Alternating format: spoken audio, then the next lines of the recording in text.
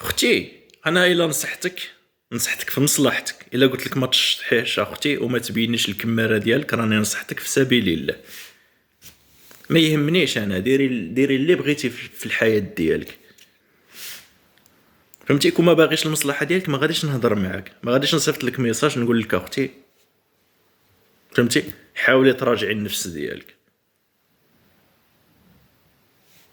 راه جاو قبلك اختي وداروا نفس المعاصي ديالك، وها هما ما داو والو، ما داو لا لي لايف، ما داو لا لي زامي، ما داو حتى شي حاجه، ما داو لا فلوس لا حتى شي حاجه.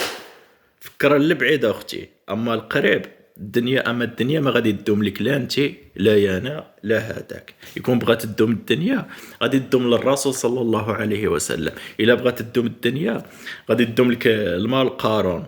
تعرفي قارون كي كان؟ ستة تاع الناس كانوا يهزوا غير داك المفتاح، غير المفتاح ديالو كانوا يهزوه. ومع التكبر ديالو وكذا والجشع ديالو، هو ربي غرق له كاع ديك الثروه ديالو.